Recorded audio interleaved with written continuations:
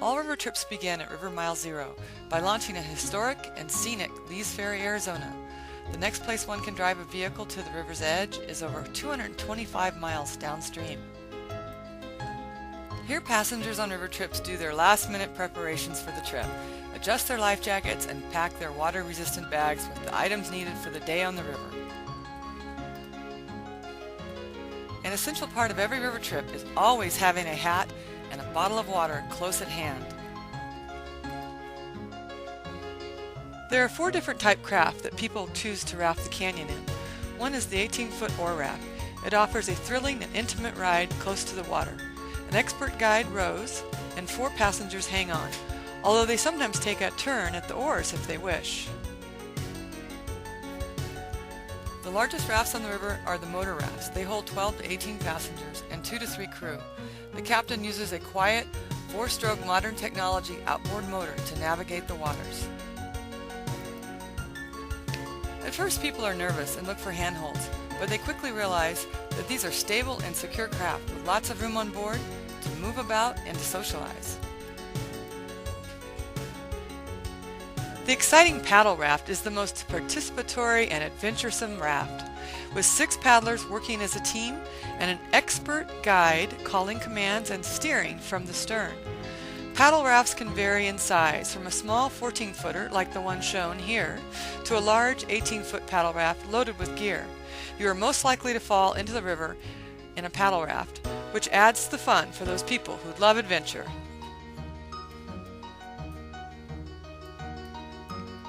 The dory is a fun craft that offers an unique rocking horse style ride to the rapids. They are 18 feet in length and they can carry 4 passengers with a professional guide at the oars. 4 miles down from Lee's Ferry is historic Navajo Bridge, anchored to the walls of the Kaibab limestone. It was built in 1928. The rapids and the canyon walls grow in size as the rafts float down the river. The majority of the biggest rapids are just above and below Phantom Ranch, 87 miles downstream from Lee's Ferry. At mile 33, all trips stop at Redwall Cavern, where they often play frisbee or volleyball in this enormous overhang.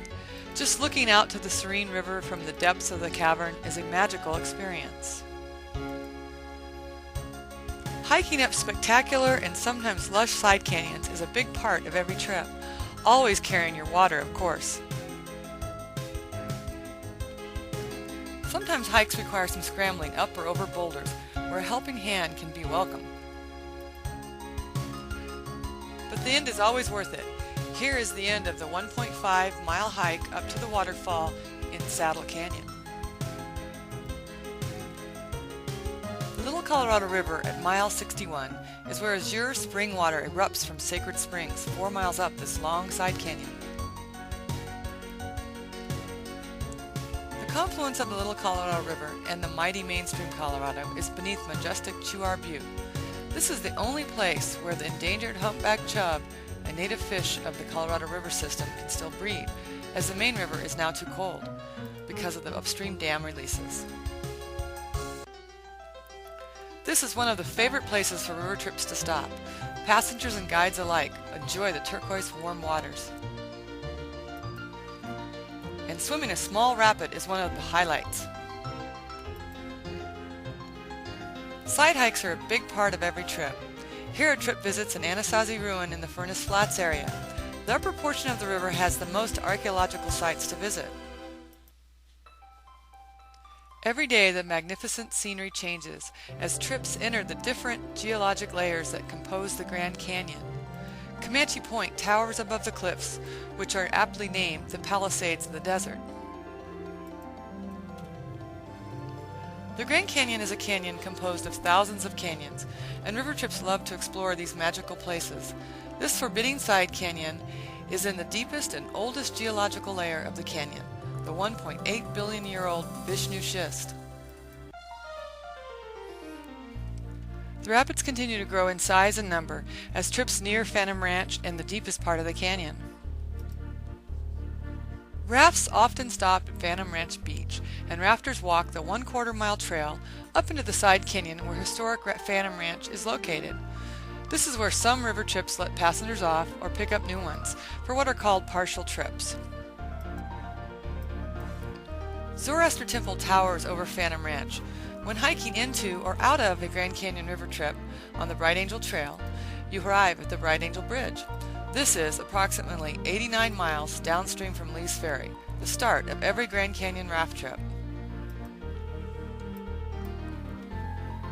Rafters and hikers alike enjoy purchasing postcards at the Cantina and having them mailed by mule train from the bottom of the Grand Canyon.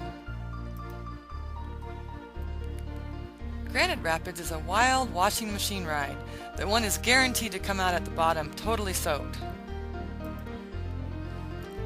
Rafters on motorboats often choose to sit right on the bow to sink their teeth into the biggest waves.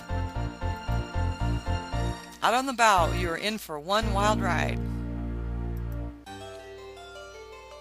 Floating along, one has time to daydream and imagine, often seeing the faces of the ancients in the rocks. Stops for lunch and hiking during the day give one ample time to stretch their legs and explore. Everyone is sure to be hungry by lunchtime. Lunches always have plenty of fresh meat, cheese, vegetables, fruit, plus ample snacks. Ells Chasm in Royal Arch Side Canyon at mile 116 is almost always a stop. And everyone enjoys a refreshing dip or jumping from the rocks into this pristine pool. Deer Creek has a 100-foot waterfall that flows out of the Tapete Sandstone almost to the river's edge. All trips stop here to cavort and play, often hiking up into the Deer Creek Side Canyon. Havasu Canyon is another place where trips stop to hike and swim. Shady trees and wild grape grow profusely along this warm and delightful side stream. The spring waters of Havasu also have minerals and calcium carbonates in it that give it the same blue colors as the Little Colorado River. At mile 179, raft trips encounter the famous Lava Falls Rapid. Here a paddle raft paddles for all they're worth. Like the people in this oar raft, you are sure to have an exhilarating ride at Lava Falls. Motorboats even take lava seriously, as Lava Falls is one of the biggest rapids on the river, given a 10 on a scale of 1 to 10.